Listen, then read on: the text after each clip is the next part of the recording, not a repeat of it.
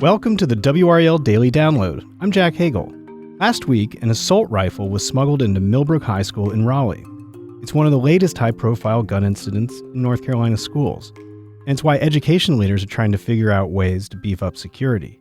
WRAL education insider Emily Walkenhorst spoke with several security experts to find out what works and what doesn't work when it comes to keeping guns out of schools.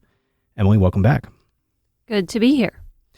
Student safety isn't a new thing. We've always wanted to keep guns out of schools. Why is there such a focus on this now? What's changed? So we've seen a lot of reports lately across North Carolina of a gun being found at school, some kind of weapon being found at school. And so there have been a lot of concerns about, why was this weapon found? Is there a growing problem? How do I keep my kids safe? And people have a lot of concerns. So people are probably wondering, is this a growing problem? First of all, is that something we can measure? And it seems like we hear about this more and more and more. Why is that? So we don't go through students' backpacks every day to really have an understanding of how many guns have ever truly been on a school's campus. So we've seen an increase in reports. There's also been an increase in the use of anonymous tip lines. So as those expand across the state, it may be that we also see more reports of these weapons being found when somebody reports, hey, I heard this kid had this weapon. They report that, administration look into it, and they find a weapon. In some ways, it's an example of the system working as well, but it's very frightening to wonder if we're actually seeing more weapons on campus. It's kind of a difficult question to answer, knowing that we haven't had a history of going through every backpack before. Whenever there's a high-profile gun incident, the first thing that comes to, I think, a lot of parents' minds is metal detectors. I mean, it seems logical, but some experts you spoke with say that alone might not be the answer. So I spoke with several experts, and none of them recommended metal detectors. They all cautioned about their use because they're so expensive and because some other things might be more proven to work and might be, in a school's estimation, a better use of their funding. So we've heard, that anonymous tip lines are very useful, for example. But as far as metal detectors go, they don't necessarily catch every weapon, especially the artificial intelligence powered metal detectors, because they're kind of scanning for different types of metal and trying to distinguish between what's a cell phone, what's a gun, and things like that. And so sometimes that technology misses things or incorrectly identifies it. So that type of technology doesn't necessarily catch everything. And we've also heard, with traditional metal detectors, they might be better at detecting that metal, but they can also create really long security lines. And a lot of the people staffing those metal detectors might just be teachers, existing staff, pulled away from their other duties to do that in the morning. That might create long lines. And then there's also a concern that if somebody really does want to carry out a mass shooting event, that they might not really care that there's a metal detector at the front of the school. There have been incidents in other states where people just went right on through the metal detectors. Some might say, well, since 9/11, airports have figured this out. Why can't schools? So there's a lot of evidence to suggest airports haven't figured it out.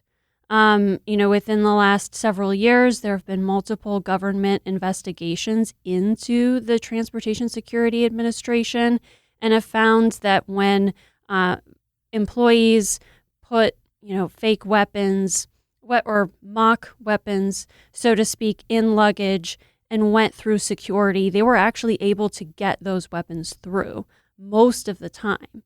So TSA is interested in updating some of their technology.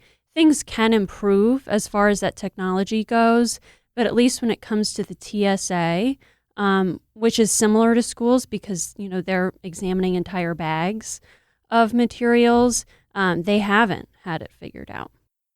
Can all school systems afford these kinds of devices if they decide to go that route? So there are a lot of grants out there. You could apply for a grant and perhaps receive one that is large enough for you to invest in that technology. That may depend on the size of your school system and the amount of money a group is willing to provide to that size of a school system.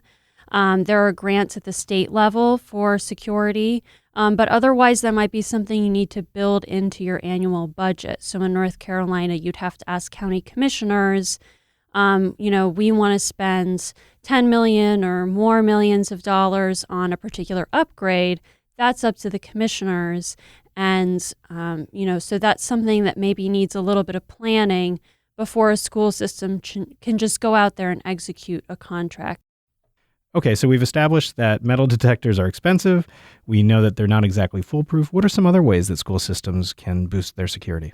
So there are several things that school systems and even others can do. So anonymous tip lines are important for people feeling comfortable talking about suspicious behavior they've noticed.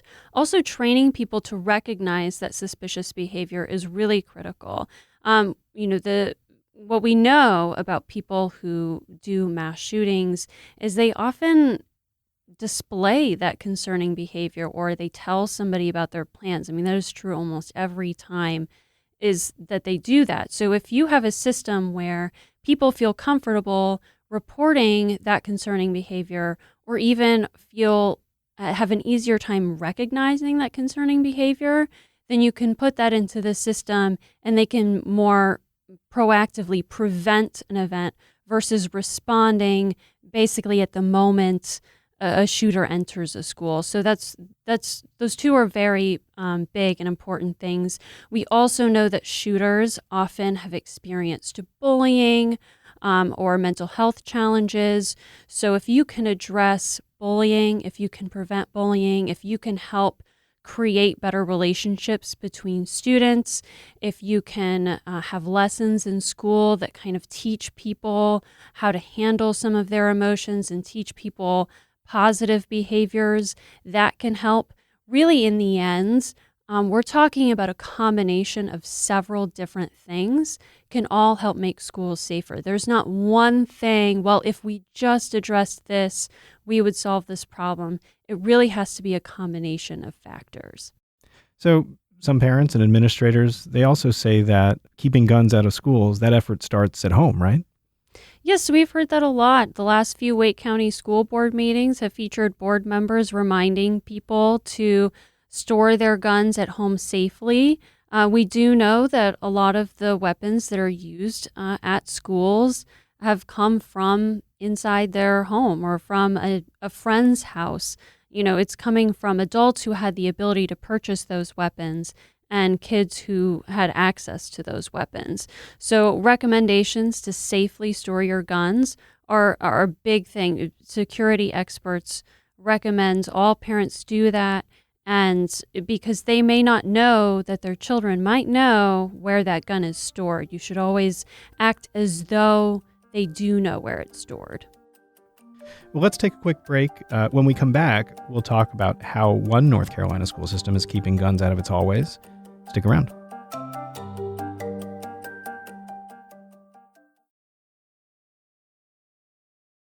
Welcome back to the WRAL Daily Download. We're talking with WRAL Education Insider Emily Walkenhorst about new security measures for schools. She recently wrote about the subject at WRAL.com. So before the break, you mentioned that metal detectors alone aren't going to stop guns from entering schools, and you mentioned a few other ways that schools are trying to keep them out. One school system in North Carolina is combining a few of those things, and it sounds like it's starting to work for them. Yes, so in Charlotte and Mecklenburg schools, they have installed a weapons detection system, one of those AI-powered systems. They created several student groups that were dedicated to ending violence, and they also started using an anonymous tip line about a year ago. And so they found, I believe the Charlotte Observer reported there were 23 guns on campus found last school year, and news reports have found 3 this year. Now, a couple school systems closer to home are trying something similar, right? Right. So Johnston County Schools says they're going to use this AI-powered technology at all of their schools. Person County is going to start using this. A couple of other counties have said they're thinking about it. They're taking surveys. I believe Granville County Schools is conducting a survey on expanding their metal detectors, which I believe are not used everywhere, not used every day. Harnett County Schools, school officials have expressed an interest in doing something, and weapons detection is on the table for them as well. Do you see a time when all school systems in the state or in the country will be using this kind of technology? So it's a growing technology, especially the AI-powered systems. They've really ramped up marketing of those systems, and there's an increase in concerns. So there's a possibility that we will see more. We're certainly seeing a growing interest in our area and in North Carolina. But it's still extremely rare for schools to actually have these systems. Just a couple of school years ago, I believe this was in 2020, there was a federal survey. The most recent one conducted found just a few percent of schools actually had metal detectors and used them on a daily basis. I think it was about 3%. And then maybe double that amount had metal detectors, but they didn't use them every day. So if it's growing, it may not get to 100% anytime soon. What are lawmakers doing? So North Carolina lawmakers have expanded funding for school safety efforts. So we saw about a doubling in those funds, I believe $32 million in grants during this fiscal year, and I believe it was maybe $15 million the year before that. So schools are using those for a variety of things. In Wake County, they're doing a visitor management system, which is basically an electronic background check of people entering the schools. They've also increased funding for school resource officers. There's some mixed opinions among experts about how effective school resource officers are at stopping certain types of violence. We know mass shootings have occurred in schools where school resource officers were working, but there are some experts who believe they can be an important part of the process in terms of vetting tips or creating relationships with students, but there still are some students who maybe don't have a positive relationship with school resource officers. So there's some work to be done there. Do you think lawmakers will work more money into the upcoming budget? So I think there's a lot of interest, and lawmakers have said they're interested in expanding that. There's no budget proposals on the table yet, but I wouldn't be surprised to see more funding there. Well, I'm sure you'll be watching. Emily, thank you. Mm-hmm. That's WRAL Education Insider Emily Walkenhorst. For her in-depth article on school security efforts, visit the education section of WRAL.com. I'm Jack Hagel. Thanks for joining us, and thanks for listening to the WRAL Daily Download and for making us part of your morning routine. Another great way to get WRAL news is the Morning Briefing newsletter. It's a daily email with Triangle news, events, and headlines to help you get ready for the day. Sign up at WRAL.com/newsletter.